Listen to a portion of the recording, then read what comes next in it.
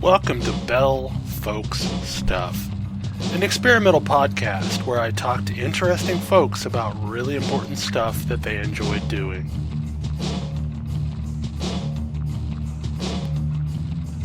Let's get started.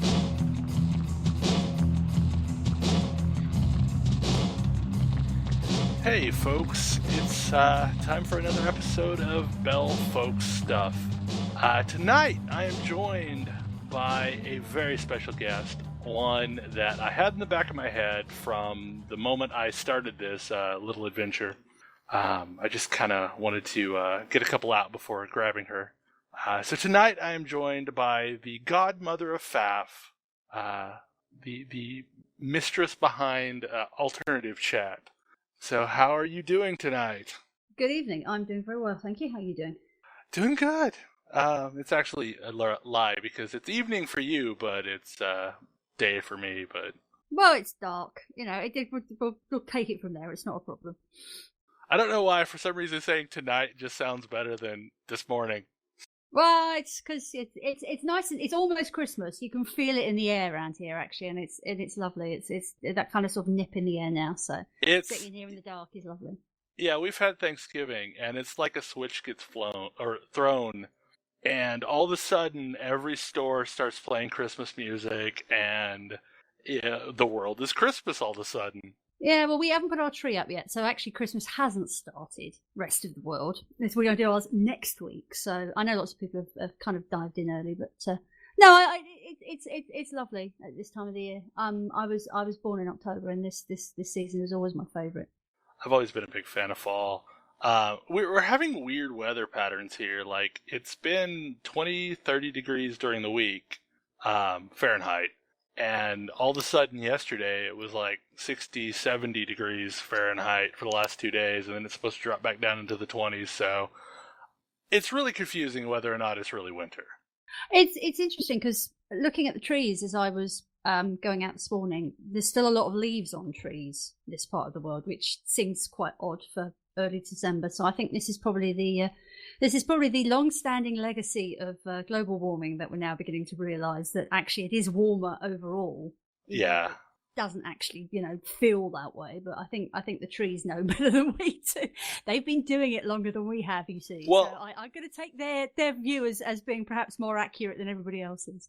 And we didn't even really start to get color change here until, I don't know, a few weeks ago, and then all of a sudden they're all gone because of the crazy wind we've had. Yeah, that's it. Once the wind comes in, that's it. And it's odd because there's one big tree I pass on the way to school with my youngest every day, and that's still completely covered in leaves until about a week ago. And I can't remember. I think there's something on YouTube. There's an animation about first leaf falls off a tree and then they all fall off at once. And it was literally just like that. Overnight, this tree goes from being completely covered in leaves to nothing at all. So, yeah, it's strange. But we've been promised some very, very cold weather because the wind blows over from Eastern Europe. That's right in the arse, and it can get very unpleasant around here. So it's due, kind of waiting for the inevitable now. Yeah, I'm expecting this week is going to be rough here. And I think there's even talk of maybe some ice. Because we don't really get snow here. I don't know if you get snow, but we get ice. We get like sheets of ice that are like an inch or two of ice coating everything. Well, where we live geographically, we're quite close to the Thames estuary. And anybody who did geography in their younger years will know that estuaries tend to sort of have their own microclimate, which means we have these absolutely fantastic electrical storms during the summer. And they really are massive. Stuff appears over the estuary and suddenly, it can be really nice 15 minutes down the road, and here it's throwing it down. The last couple of years, I've got some nice pictures, actually. One of the things I do when I'm not playing is take pictures, and I've got some nice sort of wintry type scenes, and it's been a while since we've had a major snowfall, and of course now, touch wood, I'm not going to say this. The heavens are now going to open and we're going to get deluged, but we don't traditionally, because we're coastal. It's colder in the summer and warmer in the winter. I think that's the way it works. So we don't necessarily get a lot of snow, but this time of the year, it just the cold. I just like the cold. It's nice to be able to sort of wrap up and sort of I walk a lot, and sort of cover yourself up in 6 or 7 layers and just go out and walk and enjoy the world for what it is. And I'm not a big hot weather person. I like the cold, so it's nice to be able to go out and just sort of wrap yourself up warm.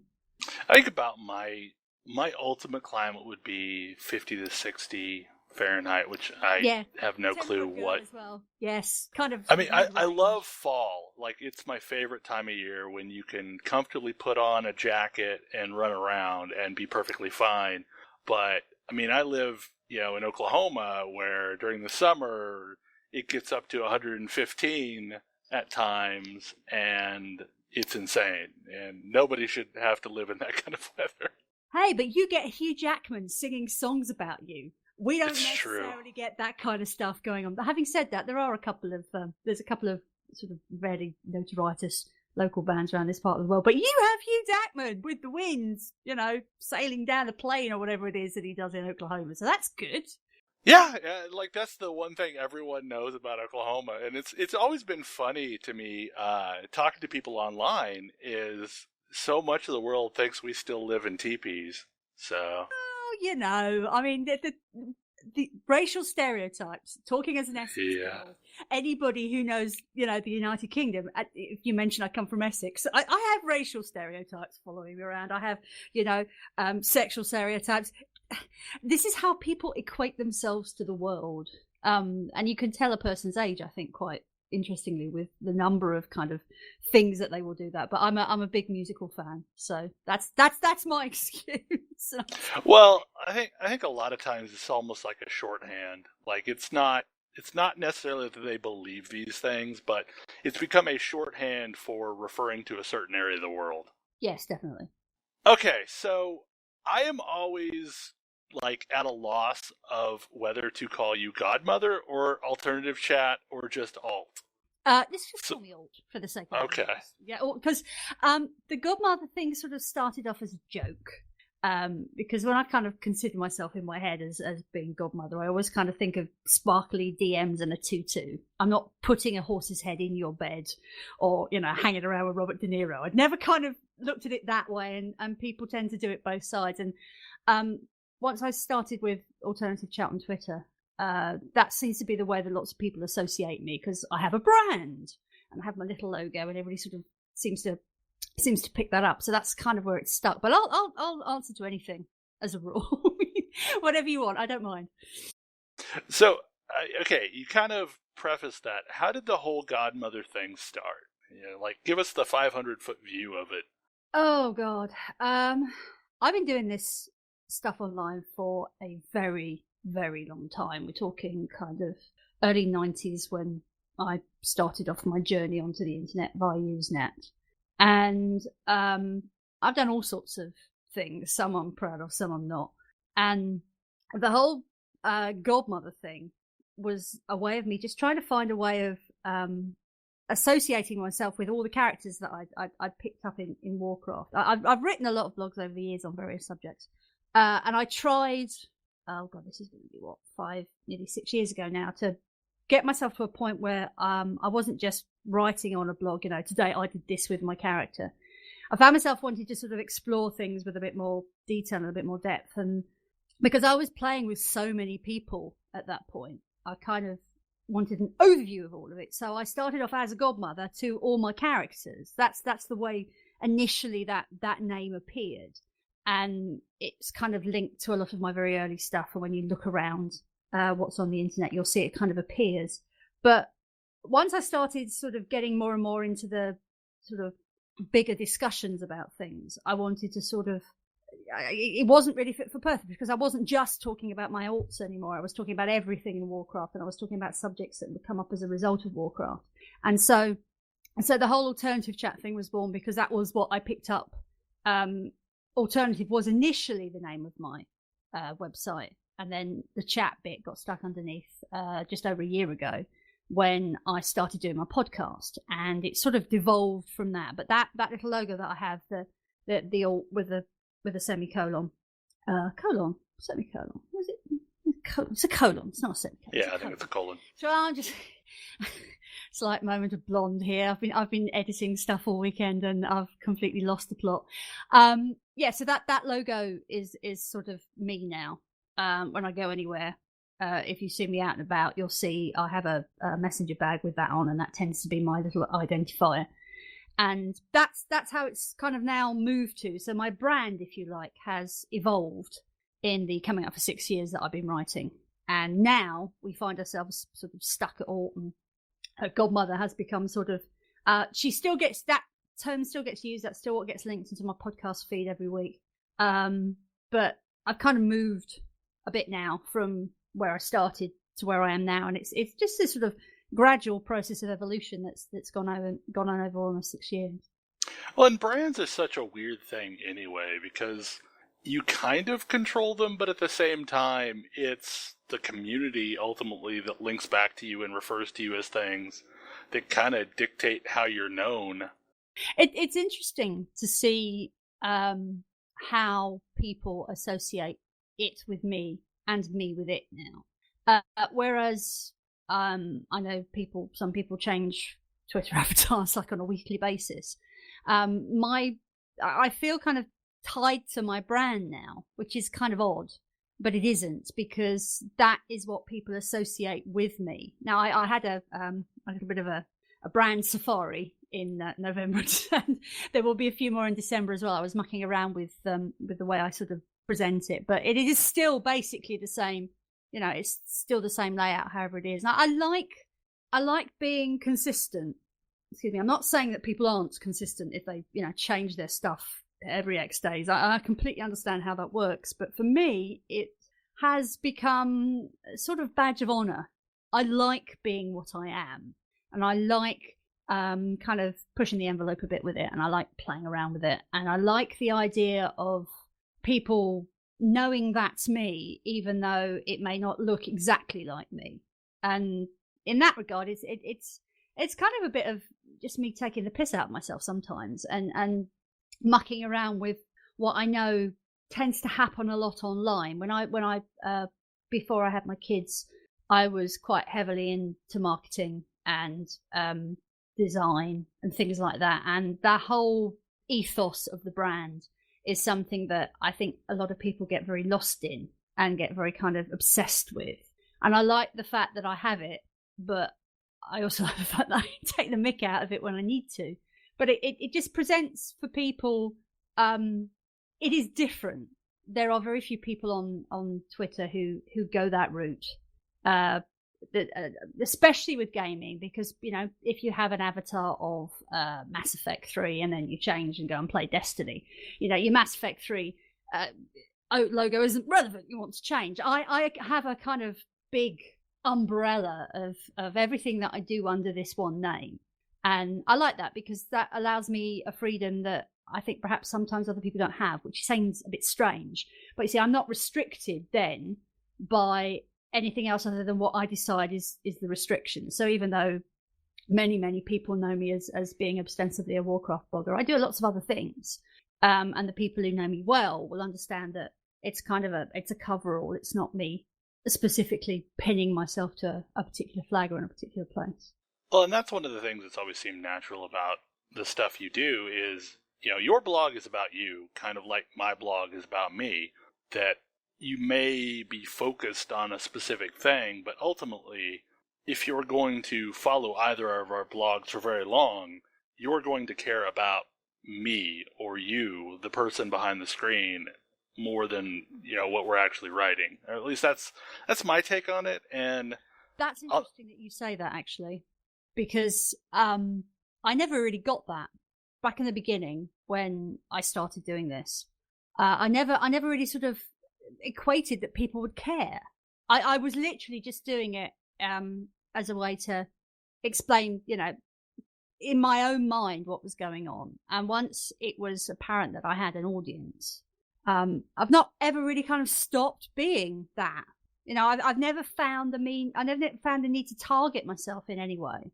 Like you said, I think people just getting to know me, it's kind of me just, it's exactly like I'm doing here. It's me talking, I'm somebody listening. And that for me is very, very natural to do. But I'd never really grasped the depth of the feedback. And it's only when I've started actually sort of letting my guard down, which I suppose I have in the last 6 months or so, that I've begun to understand that actually, blimey, people actually care. What's this about? This is a bit strange. Well, it's so weird too, because like most of the time, I don't know if you're this way as well, but most of the time I feel like I'm just talking to myself. Like, I am putting together a post and I am talking to myself, and I'm going to do it whether or not anybody's ever going to read it. Yeah, absolutely. But then something happens and it pulls you back from that line of thought. And like for me, the first time it happened was the first morning something happened that caused me to miss a post. Like, I didn't actually miss a post that day, but I was significantly later than normal. And all of a sudden, my Twitter feed was full of people posting, "Are you okay? Did something happen? What's wrong?" And it didn't dawn on me that there's all these silent voices that never actually take the time to comment or interact, but are still along with you on this journey every single day. Yes. And you can't read someone, 365 days a year and not be into the person more than the thing they're talking about. I think sometimes that it's quite easy to lose yourself in the way this works. I know lots of people who live their Twitter lives quite vicariously and are clearly very, very aware a lot of the time about how people react to them and how people respond to what happens. And I know, I mean, I could name everybody who if I don't post first name terms probably for a lot of them, people who'll pop up and say, "Oh, you're all right, have you not done anything?" And my modus operandi for this, and it will carry on until I suspect I'm just incapable of keeping track of everything. The people that matter in this entire equation are not vocal, but they are always there. It's like a persistent background sort of noise. Not noise in a bad way. That's noise in a good way. And I can hear those people all the time during a day if I'm doing something or I'm looking at Twitter or I'm wherever I might be. Those people are always there in the background, and I make a very strong policy, and I kind of quite rigidly as well. For me to follow you need to come to the table with a relationship. Might sound a bit strange. This is the 21st century and all. That's not how it works per se, but actually it is, because for me it is much for me about how other people respond back to me. And this has been mentioned by a couple of people that I know, that I tend to use Twitter as a writing prompt, and I have done for probably the best part of 2 or 3 years now. So I will have a discussion about a subject with the people who are on Twitter at that point in time.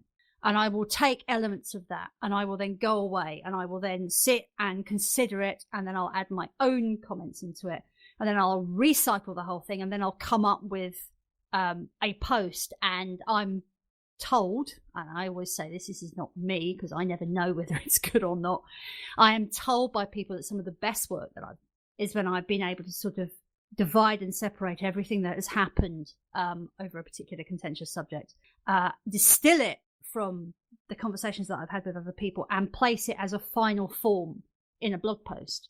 Now, Twitter is a unique way, I think, for a writer to be able to take a subject matter and explore it in a way that perhaps wouldn't necessarily happen if you were sitting on your own. Now, I've read your blog, and I know you do this as well. I know that you take elements from outside of your particular set where you are, what you're doing. You pick stuff up, and I think the best writing is when you can use 6 or 7 different points of reference, make a point from all of them, but still be able to come up with a balanced argument at the end of it. And I think good blogging, at least as far as I'm concerned, isn't necessarily taking the first most popular opinion and just regurgitating it. I think good blogging is when you're able to take all the arguments and have a place for them all and come up with a piece of writing that covers the concept rather than just a part of the concept. And I think that's quite difficult to do sometimes. There's a lot of very emotive subjects when I write that become quite difficult to isolate and break down. And my problem is I will get overly emotional about things sometimes, and it becomes incredibly difficult to divide and separate everything in a rational way. And this is something that I found particularly with podcasting, that if I have a face on about something, I can't sit down and a podcast about it, because I know I'm just going to, everything that's there is just going to leach through me, and people are going to be able to see straight through what I've done. To actually find the way to be objective is really, really difficult sometimes. And I love the way that Twitter gives me 6 or 7 different points of view often about something, and then it's up to me to sort of take everything and sit there and go, right, okay, where does all this fit? So it's this lovely jigsaw puzzle on a daily basis, and I honestly wouldn't be without it now. I absolutely adore even the bad days, even when people are at each other's throats and telling each other to fuck off. I love days like that. I love when there's a real passion in things. I think that's the key, because you may notice that I get quite passionate about stuff, and I think that is the key to it all. And people can see straight through you if you try and be something that you're not. And for me, I think as long as I can be fair, and as long as I can remain passionate. I have to say, I am absolutely jealous of how passionate you have managed to remain about World of Warcraft. Well, I am straight up jealous about it, because like I come and go. Like right now, I have fallen into a WoW-shaped hole and had a full relapse. And I noticed that from a man who said he wasn't going to get involved. This is quite interesting. It was the documentary. I swear, it got me, and it got Syl, and it got like Kadomi and a handful of other people. I think you'll find that was the general idea of making. I figure it was, actually. But that documentary was so packed full of feels that it was like sucker punch straight to the gut. Aw, now I care again. And yeah, like if you had talked to me a week before that documentary came out, I was full on, I am going to pass on Warlords. And then the documentary happened, and so much of a nostalgia upwelling that I'm back, and I am loving it for the time being, and I'm embracing the fact that I'm loving it for the time being, and I'm just not going to worry about whether I'll love it in 2 weeks.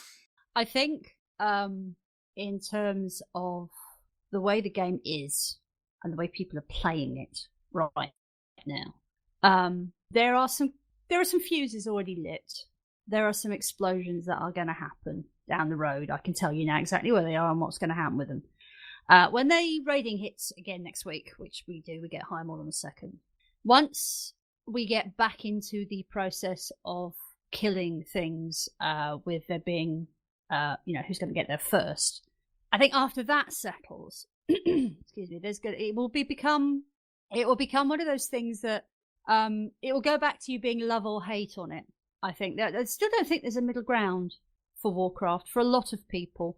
I think that I always use the metaphor of the evangelical ex-smoker who gave up and now will never touch a cigarette ever again, and who will tell anybody within a 30-mile radius that they are evil and you should never smoke them, and just don't ever touch it. Just walk away and don't ever do it. And it is like that. It is crack, and people get very, very, very, very kind of obsessed on little things, on details, on bits that other people can't see. And one of my dearest friends in game currently, who is the guy who edits Azeroth in 5 for me, made a comment to me back in the early days when we kind of were first getting to know each other, that I'm very good at actually being not like that, but like that. So I can play and I can get very kind of into the whole thing, and I can get very, very obsessed with it, but I have this sort of ability to sort of step back a bit from it. And I learned that the hard way. I had my addictive period, and I got better with help. And it's not just that, it was everything. And when you know you are an addict, the lovely thing about there's an episode of The West Wing that I always come back to this, which is when Leo McGarry tells Josh Lyman the story about the guy in the hole. You always know where the hole is. and you always know where you're going to fall if you walk into the hole. And the only problem is ever, getting out again. You either spend your whole time in the hole, or you just, you accept what you are, and you just walk around it and you don't go there. And I think for a lot of people now who have come into the game, who perhaps, did exactly what you did and thought, oh, this is really good, I'm going to try it again. There is this lovely, beautiful, rose-coloured honeymoon period where all the stuff that is in the game, which is deliberately meant to remind you of TBC, which is deliberately meant to remind you of everything that you played, however many years ago it was, the music, the looks, the items, everything is there, doing one job and one job only, to remind you how great things were. Now, whether it's any good now, people are playing this game like we've been here for 3 months. Can I point out that it's not actually been 4 weeks yet? Oh, yeah. People are talking about this game as if we've been here 3 months. And there is this kind of odd space-time continuum thing going on currently that people don't know where they are. You're still back in TBC. Oh, very much so.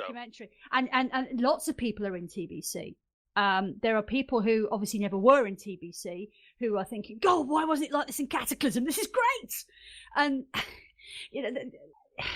the timeline itself has been deliberately skewed by Blizzard for lots and lots of different reasons. For the benefit of nostalgia, for the benefit of trying to make people deliberately forget how bad some of the last 2 expansions has been, to try and just reinvent what it is.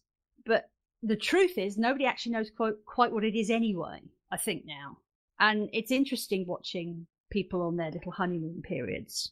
And, people like you, people I know who haven't played for a very long time, doing things and it becoming this new, beautiful, fabulous experience for you.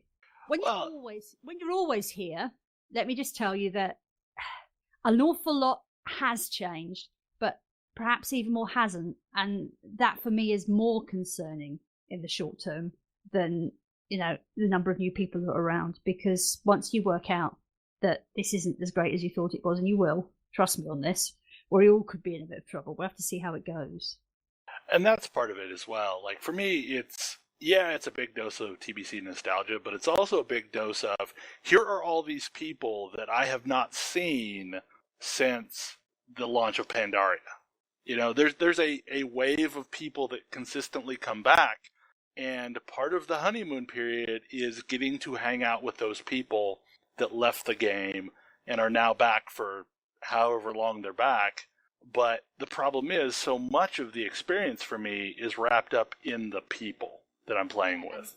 That's the key, I think, between you and me, because actually I'm with a completely different set of people again this time. There is a core of us who have remained in our guild for a decade now, but the kind of subsidiary secondary circle is completely new, and it was actually quite off-putting for me in the first week or so of the expansion. I didn't know anybody. It was really strange.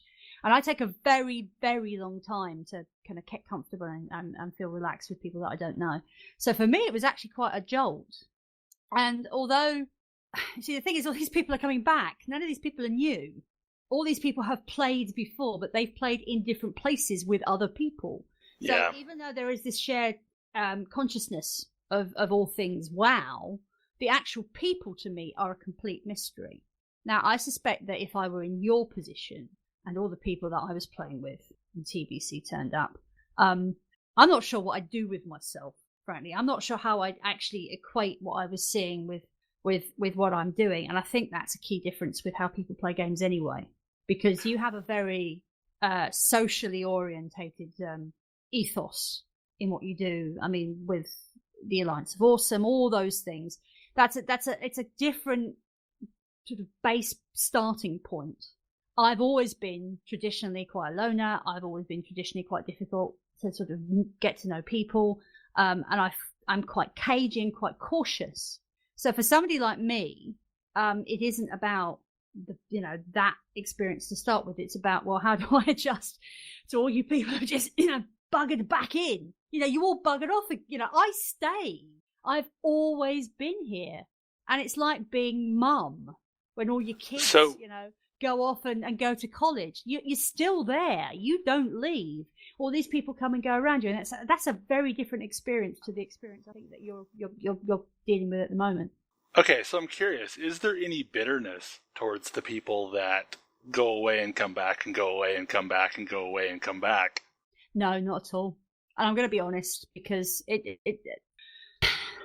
I have a basic love of the nuts and bolts of things. I love to sort of kick back and grind. I love to achieve things. I love to just sit in games sometimes and look at stuff, which may seem very strange to some people, but I use this as direct inspiration for what I do. And anybody who's currently stuck into my original fiction that I'm doing is going to be very able to see the connections between the stuff that's happened in game and the stuff that I'm writing about. And actually, as a backdrop, it's very useful to have, because it's kind of a way of taking my mind out of the real world and putting it somewhere else and having the sort of a background to work from.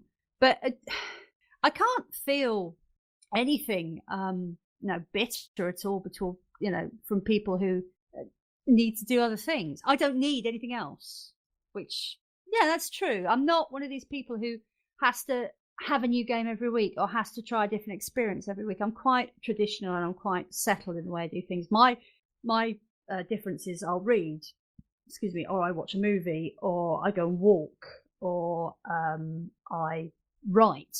So my kind of escape from this is I just go somewhere else entirely, and this is my game now.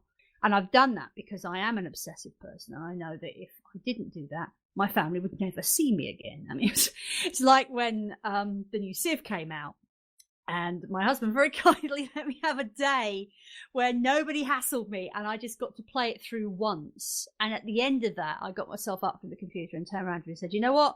I can't play this again, because if I play it again, I will not get up."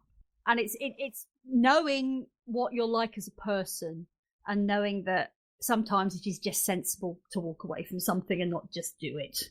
And that for me is how it works. But Warcraft has always been my sort of the equivalent of, my guilty sweet snack in a day if I'm on a diet, or my treat at the end of the week if I'm, being really good, or like having a, glass of wine. It's that kind of sort of something special. And it's always been like that. And once I started writing about it, I felt that it's going to go one of two ways eventually. I'm going to get to the point where I either have nothing else to say, and if I have nothing else to say, I will stop. And until that point is reached, I'm just going to keep going, because there is something about continuity like that which I find comforting. And I've always found that. I've always found that having a sort of a continuous background is something that's quite stabilizing. And I like the idea of, in all of this, now watching everybody else go off and play other things and come back and whatever, being there actually is a comfort in itself. So no, I can't be bitter at anybody. You've all got far more interesting, sensible, and far less addictive personalities than I have. And as a result, you can go and do all this stuff. So go and do it, because I wouldn't say that I have less of an addictive personality. I just find I'm addicted to the people. And I go off and follow groups of people. And that's honestly, like, I was raised an only child, and I have always tried to gather as many people around me as possible. But then when I have them, I don't know what to do with them. So it's been weird, because like coming back to WoW this time, there is the core group of people that is the same, and there are all these people that have gone off that are the same.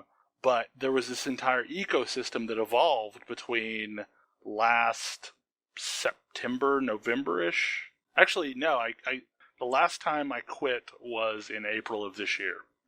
So between April and coming back for Warlords, there's all these new people that showed up. So I've had this, renaissance of meeting these new people that I didn't already know, and incorporating them into my worldview, and people that I enjoyed playing with. So yeah, it's been weird. I'm quite used to not playing, with anybody else for quite long periods of time. And there was a because we've had a year with nothing new before. Warlords came along. They were quite long periods. It would just be me online in the guild and nobody else. And I suppose that kind of makes you slightly antisocial, but I don't crave that social side of stuff perhaps as much as other people do. But I do appreciate the fact that people are there and people want to talk to you. And I try not to be antisocial as a rule.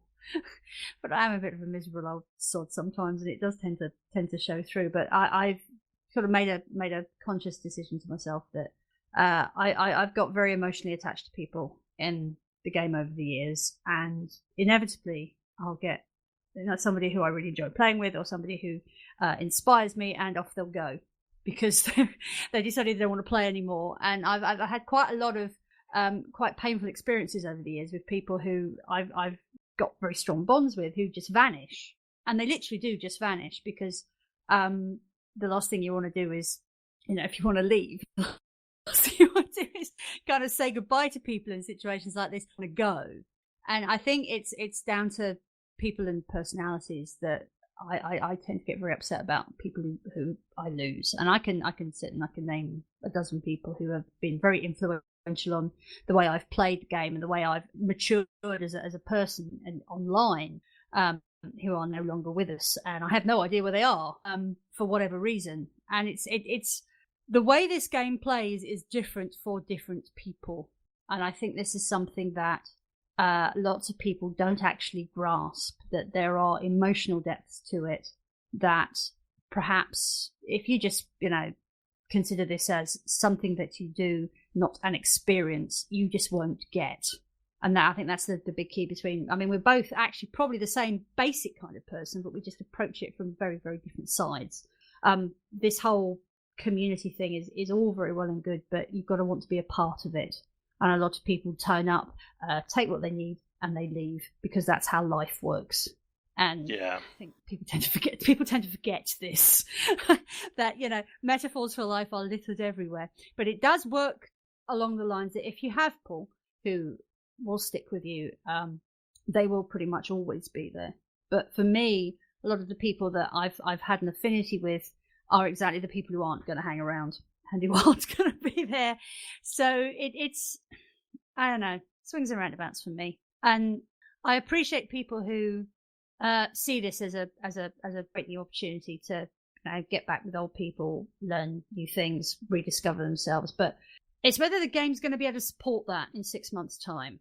And the muttering is already started in various places, and I'm listening to people talking about, is this going to happen in 6 months? Are people still going to be logging into their garrisons every day? Is this going to sustain long-term development? Is raiding going to be as good as it needs to be? All these things are already there because they were actually issued before we even came into the expansion, because these are the long-term concerns of players over time. Blizzard perennially reinvents themselves at the start of each expansion, and it gives us a new set of possibilities to consider. Are these possibilities going to be sufficient to continue the development and continue an upward movement of subscribers? And then we're going to go into Q1 next year, and we're going to look at those Q1 numbers. If those numbers keep going up, then I think Blizzard can actually turn around and say that they've been successful.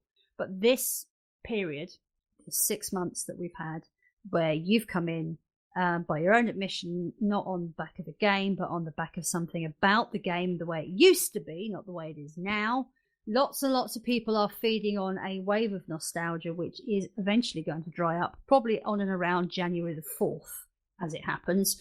And when that happens, then we have to take a step back, and then we have to see where we are.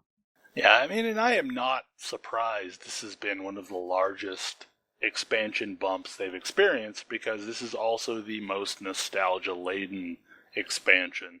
Wrath was full of nostalgia if you played the RTS, but this is the first expansion that we've really gotten that is nostalgia targeting WoW players.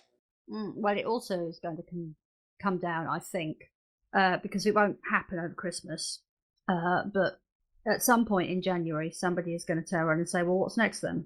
what you doing now? Because, we won't get, there won't be any hints of what's going to get patched, what we're going to see. But the first time you're going to see that is probably first week in January. Well, that's honestly what concerns me is during the time from April to November, my guild got rather good at content. Like, all of a sudden, because when I came back, it was the week before Warlords launch, they offered to run me through Heroic Siege of Orgrimmar so I could get my heirloom weapon. And they straight rolled the content like it was the easiest thing in the world. So when you give people a year, yeah, exactly. They do one of two things. They either off and leave it be, or they get good.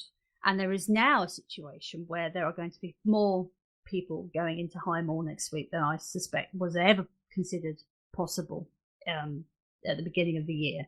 But what this does mean is that the expectation curve has moved quite considerably upwards. And I'd say it every day when I log in, every day when I sit down in front of the computer to write, one of the first things I do is go to Wowhead. Because, well, let's face it, it's the de facto place now for me to go. If there's anything going on, I want to know about it.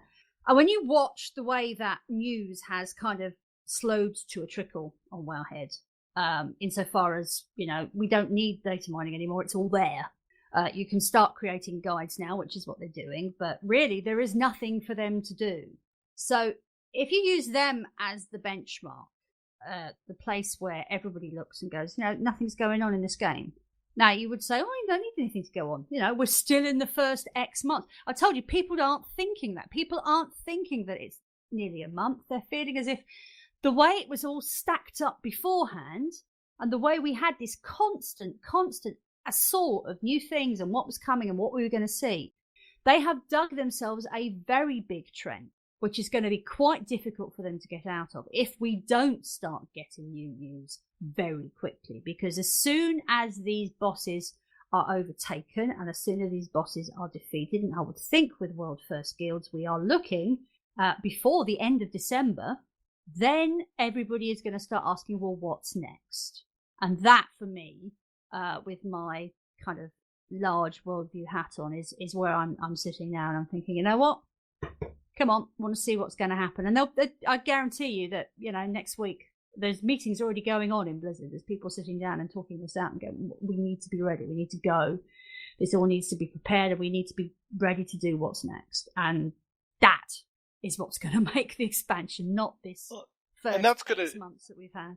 That's going to determine whether or not the players stick around, because traditionally that has been the weak part of World of Warcraft, is that the content is very slow to release. When you have games like Final Fantasy XIV that are releasing a minor patch every month and a major patch every 3 months. And there are other games out there that are doing a similar release schedule, at least having something bumping the content every month to say, here's something new for you to do. And I think the other challenge is, when Naxxramas was released, the original Naxxramas, roughly 3% of the population ever set foot in Nax at the correct level. I would say roughly 60%, if not higher, now do raid content, because they've lowered the barrier of entry with LFR. And I am not one of those players that says LFR is a bad thing. I think it's a brilliant thing. Like, it allows me to see the content, it allows me to see the story without the commitment of having to go find a raid group for my alts. But I still think that at the end of the day, what's going to make or break this expansion is if they can improve their speed at which they're delivering content. Yeah, I would absolutely agree. And I think that how they then present that in the long term, because I know there's an article floating around that I think got released last week, which I think was PC Gamer, which I think it's Alex Afriasi saying that garrisons are an expansion deal, pretty much sitting and going, right, no, we're not. This is just for warlords. We don't know what we're going to do next. And I personally feel that the way that they use this every time, it is pretty much every time, as a way to try and find something new to bring in players. the long-term goal of this game has been very, very vague in certain areas. What it seems to do now is it just seems to be recycling the same basic storyline. You know, we attack the Legion attacks us. We attack the Legion attacks us. And it is pretty much this kind of, you know, two factions, a limited selection of bad guys, which everybody knows or not. And going back to a past that doesn't actually exist, but does now, and making this into a multiverse. For a long time, I was very, very disappointed with whoever it thought that this was a good idea. And I've made no bones about this. And the way they've done it has been very clever and has been very sensibly placed and pitched for maximizing remembrance of times past, but making it sufficiently new and interesting that people will want to pursue it. Now, how they then take this forward afterwards, it becomes very interesting indeed, because theoretically speaking, all the major events that we've already played out have not played out in the timeline that we're in. So we could theoretically go through the whole thing again, right up to the point where the past diverges with the present, and we go back yet again, maybe a third time, and start the whole process over. Now, that to me smacks, I have to say, of a lack of imagination. And there will be those who will argue that, you know, if you're playing a computer game like this, you know, lack of imagination is not something you should be critical of. But I don't know. I really don't know. And if I had to sit and you sort of wanted to pin me down about how we are going to proceed, now we're actually here, and now I've seen it all, and I've experienced it pretty much once through. I can't help feeling that I've missed something. It's almost as if, you know, I've read this story. This story has been given to me. I've been given the book, and I've gone through it once, and I've put the book down, and I'm looking at the book, and I'm thinking, what did I miss?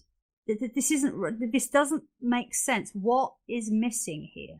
And there is something basic that I am missing. Now, of course, the way the storyline goes is that stuff will be filled in over time, and obviously as we go to raids and stuff, backstory will filter into place. But I just cannot help but feel that something isn't correct in the whole setup. Now, it's because I look at the plot and I look at the storyline, I don't look at the people I'm playing with, I don't look at the achievements I'm getting in that regard. I tend to look at it actually as a plot line.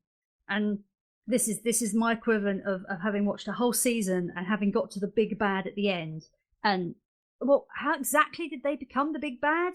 Precisely? How does this work? And there are the kind of mounting number of questions that are appearing in my head, which I can't really answer. And I found myself, well, I'm not going to worry about that. I'm going to go and play my Garrison. And I don't know how any other long-term gaming franchises work. I've never played Mass Effect. No, I haven't. I storylines like that, the self-contained ones I love, but the long kind of storytelling epics, I try not to get involved in because I just get lost. And I feel very lost right now in terms of how this is panning out. And if you ask me to comment on the lore, I would probably take a step back and say no, not yet, until I actually know what's going on. So I'm hoping when Heimel appears next week, some kind of background is going to be provided for me, and I'm going to be able to sit down and I'm going to be able to put it in context. But for now, I am not looking at that part of the game at all with any kind of critical or active eye. I kind of see what you mean, because during the playthrough of the game, there were 3 characters that I expected to factor heavily into the final story. All 3 of which were disposed of with relatively little circumstance. And now I'm left with, I'm not sure where we're going. Like, I have no clue where things are going now. It's I don't like being the person who puts their hand up and goes, excuse me, I think you've missed something. Or, excuse me, what does this mean? And inevitably I end up doing it because I have to see it. I've explained earlier, I look at everything. I take an overall view of what's going on around me, and I need all the facts to sort of come to a conclusion. And there is just, yes, it's great, compelling quest line, and yes, there's some really cool stuff that happens in it, but just no. there is something here that I feel is missing, and Blizzard are particularly poor, I feel, at expecting players to go and do their own homework.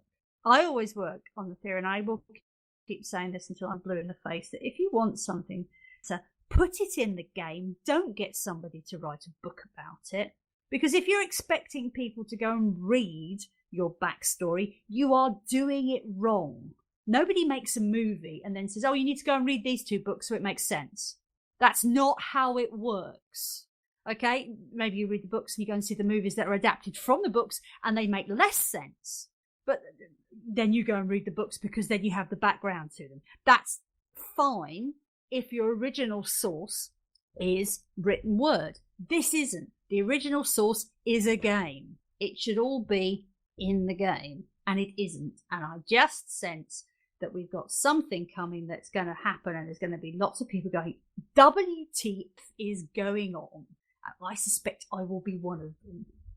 So one of the interesting things, speaking of you collecting lots of information and to make your own decisions about things, and this is a horrible segue, but the 10 years of WoW project that you embarked on, that's a quite big challenge. Did you expect the turnout that you got on that? No, I didn't, and I feel quite guilty currently because I've only just got to a stage in the last week or so where I'm actually in a position to start doing anything with it, because I've kind of suffered the mother of all technical failures earlier in sort of late October, early November, and it's taken me 3 weeks to get back to where I was. I've lost quite a lot of stuff. Stuff's been corrupted, so I've been kind of picking bits up and putting bits together. It was impressive to see the number of people who took up the challenge, and I think the documentary showed that people are interested in nostalgia. Nostalgia is a great currency currently, and I hope that I can do justice eventually to what people have given me, and I will. It will happen. It's just going to take slightly longer than I thought it was. I'd kind of planned to be ready to go and maybe have everything done by the end of December, but I think I'm probably going to be bleeding over into January now. But it's not a big deal. I still have great plans for getting it all organised and getting it all finished. So. I can't fathom the sheer volume of stuff that you're going to have to edit through to cherry pick the items that you want to focus on. It's not about what I want. It's about what people have said, and that's the key here. It isn't me deciding necessarily what. See, a good documentary isn't you pushing it in the right direction. A good documentary is the storytelling itself, and that's always the case. And finding the sort of the commonality, the key is just is picking the road, and the road actually is quite clear with people, and there are certain stories that are very common in lots of people's collective unconsciousness, and that's what I'm looking for. I'm looking for a path, a common path for everybody, because this isn't just about picking out, the heart-wrenching or the depressing or the funny or the sad. This is about finding a route that everybody has traveled in one way or another and finding a way to link everything together. And that actually is not as difficult as maybe it first looks. I mean, the problem becomes is the sheer amount of raw information that you have to deal with. But I've been looking at this journey for quite a long time. I'm well aware of the stops along the way, and I'm very well versed in a different kind of stories that occur in that 10-year period. So that's not the issue. The issue is that me finding an angle I'm happy with. The key is to make sure that the path that I pick is the one that's most worn by everybody.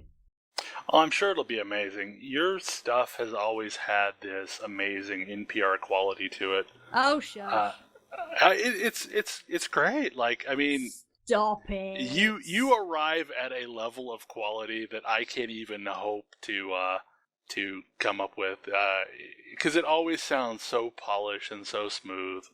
Well, I'm not doing it. I have to say, I refuse to do this unless I can do it on my own terms, and that's been the same with everything in my life. And frankly, I want people to be able to decide whether they want to listen to it or not. I know how podcasting works for a lot of people, and the organic way of doing things is great, but I do not actually feel comfortable physically with doing that. And I think it is the OCD in me that makes me think, you know what, I have to have this plan because I know how bad I sound when I ramble. How bad I sound when I'm not focusing myself deliberately on doing something. And I think some of the best podcasting I've done with other people is when I've actually gone in with a script and stuck to it. Because for me, otherwise I just get kind of caught on eddies and currents and disappear off on tangents, and it just makes no sense. So it's because I feel the need to come up with something that gives what I want it to give in the shortest time possible. And I love being able to ramble. I know certain people love listening to conversational stuff like this, but I find it very difficult to cope with. I tend to kind of get lost, and I need sort of foci, and that's my argument. That's my modus operandi there. I just do it because I need to be able to keep everything under control. And for me, it's just a sign of if I've done a good job, I can come in under 5 minutes.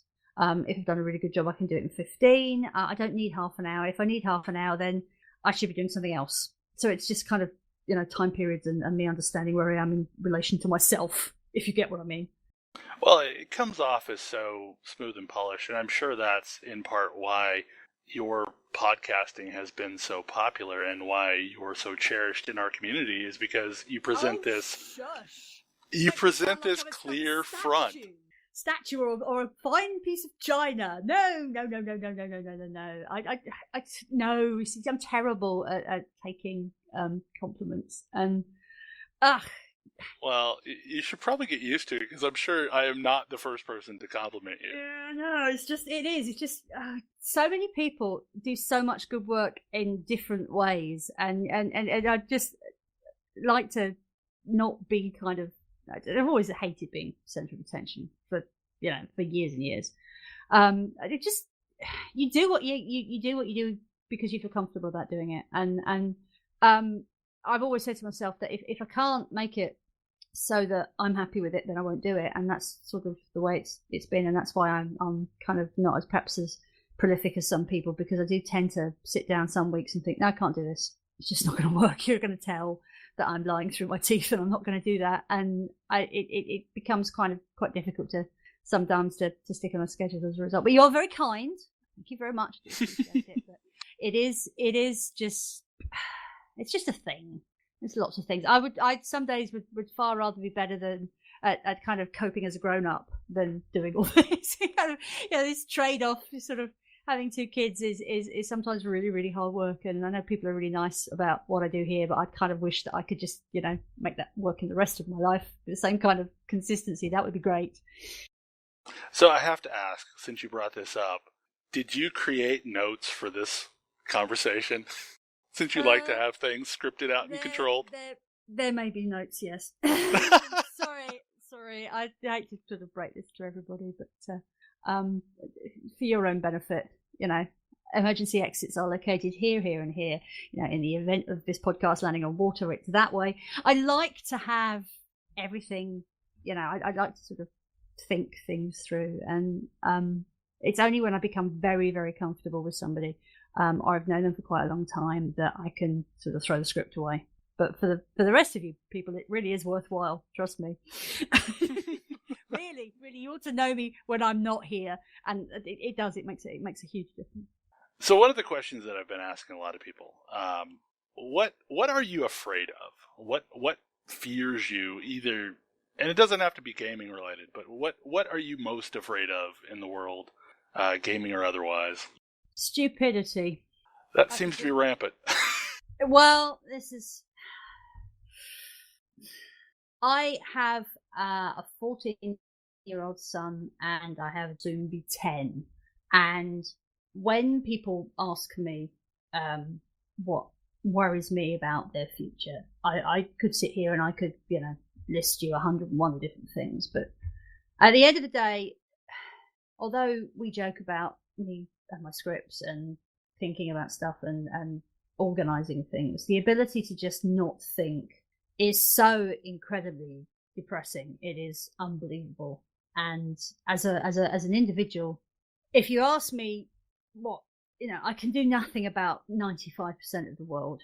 I can put actually probably not 99% of the world I can do nothing about.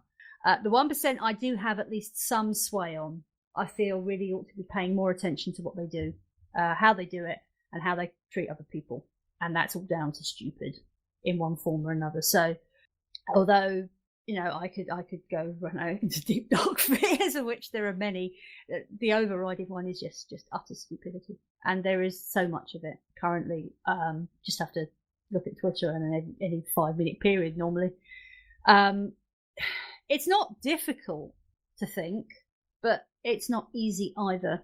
And as a result of that, I think that a lot of people, especially on the internet where it appears that nobody else thinks, which is completely untrue, hate to break this to you folks, you just switch your brain off. And I will freely admit, very little time for anybody who thinks that treating people like dirt is cool because they can't see you.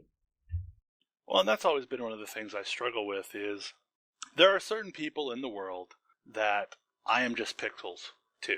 Like, I am just pixels on a screen, and I am not a real person. I am just a website they read, or I am just whatever they're reducing me to. And I just can't view the world like that.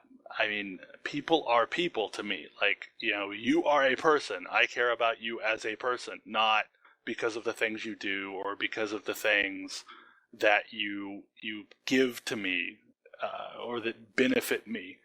So I care about people. Like, I fundamentally, like, when someone is having a bad day, I care about that they're having a bad day.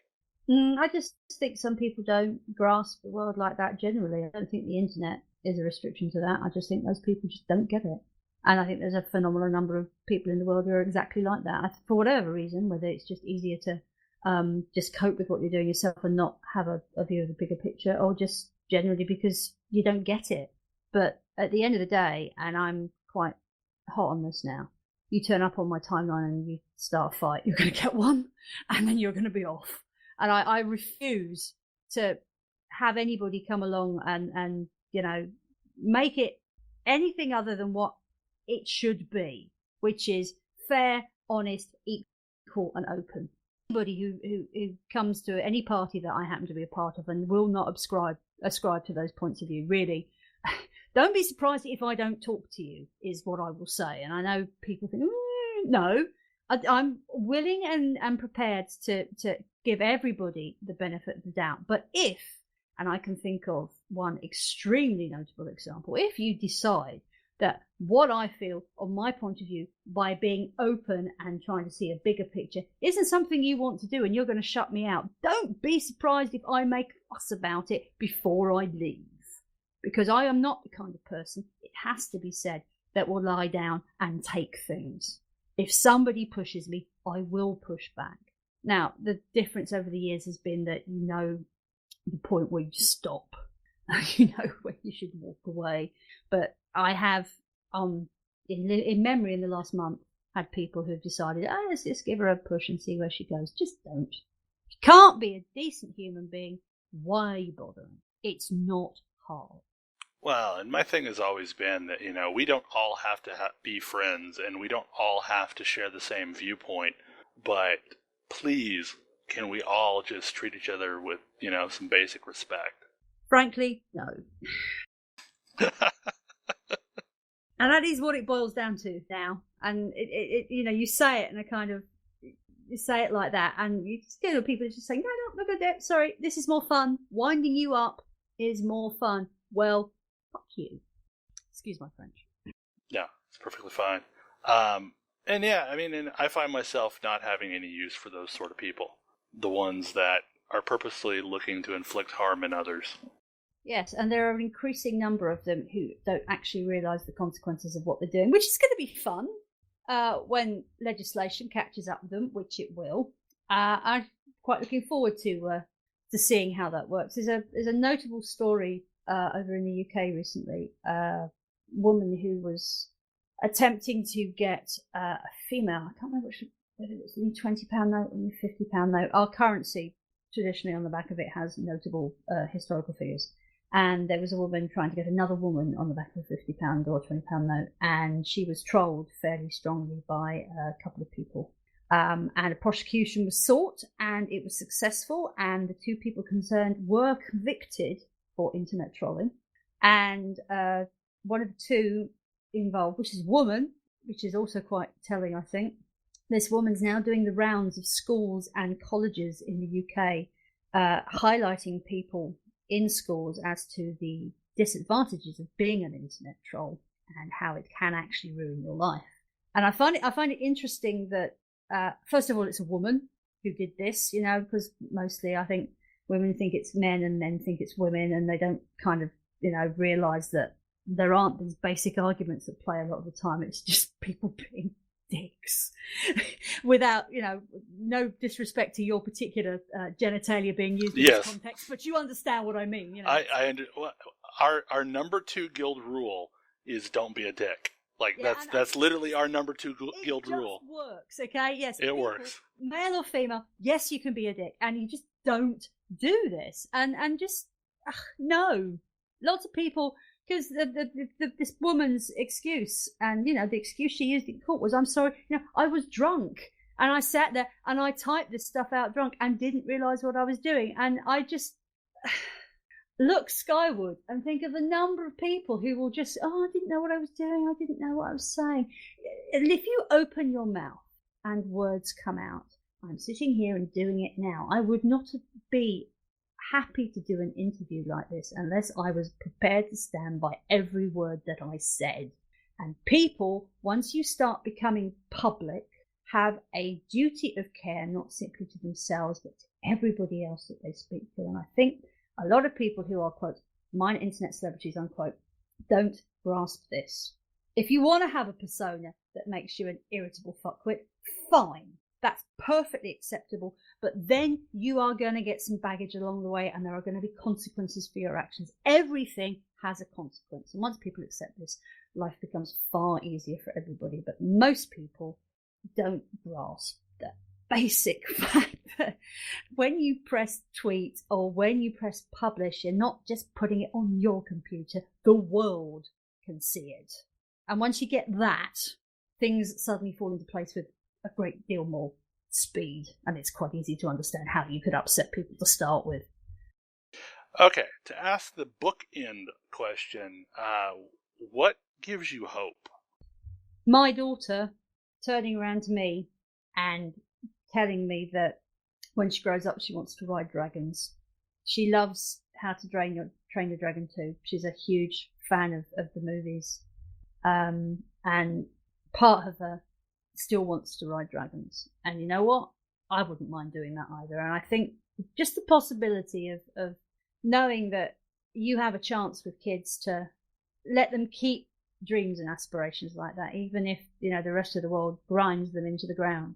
Those little moments of awesome. I'm going to give you an example, actually a personal example. Last podcast, which is currently available on my website, is me admitting to everybody that there was a point in the opening weekend of Warlords when I decided that I could jack it all in, and I might. Couldn't play, couldn't get involved in playing, was getting grief from my husband, was listening to grief from other people, and thought, you know what? I don't want to hear this. I could go and do something else. I could do many other things than this, and really I don't need it. And there was this kind of hours worth of just sitting there thinking, you know what? Screw it. Doesn't matter. None of it matters. I can just go and do something else, and I don't need to write about it, and it's done.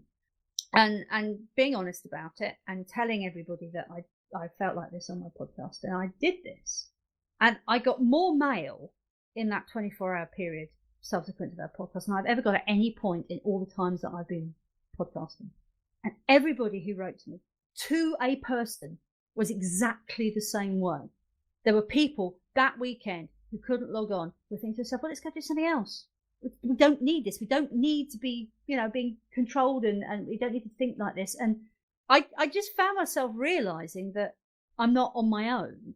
And hope is understanding that what you want is not impossible, I think. And for me, I think we can get to a stage where everybody gets a fair crack at the equality whip. I think I can get to a stage where people who would tell me to fuck off now could be persuaded to just tell me to go away. I think that people can be reasoned with. I feel that change is possible in all different areas, politically and socially. Enough people have to want it to make it happen. I think that what gives me hope currently in the particular sphere that I'm in is that when I speak now, people do listen. And that means that maybe if I talk about things, things may change. And that's encouraging. That's really very encouraging. And I hope that if enough women and enough, quote, minority people, unquote, without being unfair to anybody, and they all know who they are, if we all have something that we need to change, if we talk about it, if we're sensible and we're reasonable about it, it could happen. It's not just feminism. It's not just lesbian and gay rights. It's not just transgender. It's not any of this. It's everybody who feels that it shouldn't just be black and white anymore, that everybody who has something to say should be listened to. Now, if that all changes, then yes, we're getting somewhere. And maybe then that means my daughter does get to ride her dragons, and maybe I get to ride them with her. That, I think, would make me very happy indeed. Well, and that's been the frustrating part of being in the gaming world for the last few months, is that I've seen things that I just take as positives and that I take as being a good human being to other human beings taken as some sort of a negative. You know, like I don't know if you caught the thing from the other day, but I have ended up on a list with like 6,700 or 67,000 other people for supposedly being, you know, a bad person and wanting, you know, basic human rights for everyone.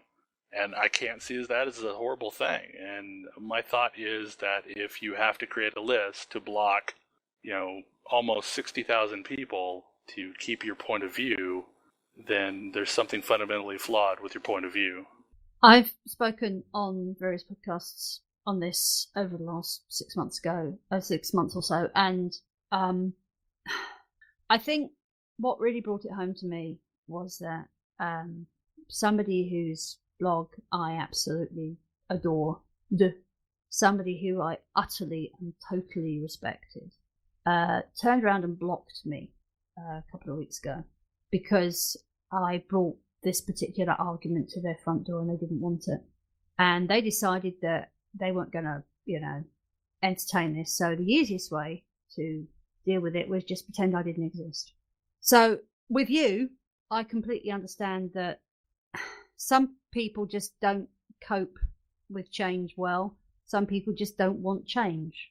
Now, these people will die out. They will become extinct. That's what evolution is all about. And if finally the development of this race on this planet is that equality and fairness is what actually wills out, it will go one of two ways.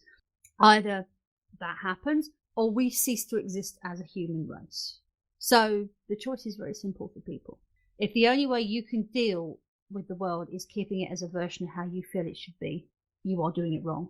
The way to deal with it is to embrace everything, and if people can't embrace everything, well, they're lost.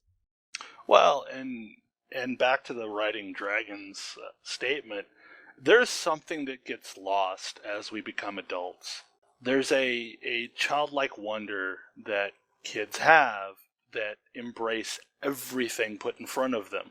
And someone, and I honestly don't even remember who it was at this point, made some comment about, you know, that we need to be more childlike in our enjoyment of the things that we do for fun. And it stuck home with me that, you know, I was being way more negative than I ever should about things that are supposed to be fun. So I've tried really hard to view everything that I'm doing through the lenses of, you know, that childlike wonder. Well, you asked me why I get so passionate about the game. There's your answer. I refuse to live my life like that. I know what it's like when you do that, and it's miserable as hell. It really is. It just drags everybody down with you, and there is a spiral of self-loathing and self-doubt that then accompanies that, which is frankly somewhere you don't ever want to go. Having dealt with depression over many years, you get to a point where you have a fairly stark choice. You have to decide whether you live or you don't. And being able to sort of grasp the wonder of things, the simplicity of things, is possibly the best way you can ever go forward in trying to redefine what you are. And I think for a lot of people, it becomes self-defeating. Sometimes you can't get out of the bad position you're in, and it kind of multiplies on itself, and it gets deeper and darker. Just sanity in small doses, moments of calm, places where you can be just what you are without having to worry about other people. Some people have to put up walls to do that. Some people have to block out the rest of the world to do that. You live your life the way you need to live it to survive. And whether you're on a list with 60,000 other people, or whether you're blocked by 60,000 people, or whether you just don't listen, it doesn't matter. This is the coping mechanism that people have. And I cope most days when I don't, going back to the basic principle that look at everything as if it's the first time you've ever looked at it, is actually a very useful way of moving the world to fit better around what you want rather than what it actually is. It is hard and difficult and painful doing this, but as should be pointed out, you get one go at life. And if you are going to sit there and just pretend lots of it doesn't happen, then you are frankly missing out. And I think that might be a good point to taper things off, because that's a great point to leave on. At this point, we've run a little over an hour. Do you have any closing thoughts? Be better tomorrow than you are now is the one thing that was given to me by somebody, which is a good way of just keeping yourself pointing in the right direction. That however good you thought you were today, tomorrow you could be better. And it's a nice little metaphor for life, because as I like to say to people, every day is a school day. You may have left, but you're still learning, and to learn well is always difficult, and it can always be fraught. But if you've done well, don't leave it like that. Go tomorrow and try and improve on where you were, and every day then becomes a step forward. Well, Alt, I am very happy to have had you agree to have a conversation with me. Well, you asked nicely, and well, I'm not going to say no. Of course I'm not. Can I thank you very much for having me. This is not something that I normally do with people. I tend to ramble and go off on tangents, but it's been very nice just to sit and talk about bigger issues than kind of, well, garrisons. Actually, the last one that I've seen we've done is spoken about garrisons and nothing else. So yeah, I purposely wasn't going to ask you about garrisons, because you have done so much about garrisons that, yeah, you probably go to sleep and see garrisons. I've had some very interesting dreams, and for a small fee, I'd be willing to share those with people. They have been very entertaining and rather bizarre in places. But yes, I appreciate just being able to talk rather than having a subject matter to sort of get tied around. So thank you very much. Well, I think we had a great conversation in spite of not really having a plan before we started. It's all right. Sometimes I hear not having a plan's okay. Yeah, that's kind of my entire life. I roll with the punches. But anyway, thank you so much for joining me, and I am hoping you had a good time, and I am hoping our listeners will enjoy this, and I will pick another victim in about a month's time. See you guys later. Good night. So that was a really enjoyable conversation with Alternative Chat, and I got wrapped up in the conversation and forgot to have her plug her own stuff. So, if you are looking for her content, check her out on alternative-blog.net, where she posts daily, and she posts a semi-weekly podcast. And you can also check her out on azarothin5.blogspot.com, where she distills the news of Azeroth in 5 minutes. You can also follow her on Twitter at AlternativeChat, one word. Thanks for tuning in, and we will see you when we record the next Bel Folks Stuff. Thank you. Thank you. Thank you. Thank you. Thank you. Thank you. Thank you. Thank you. Thank you.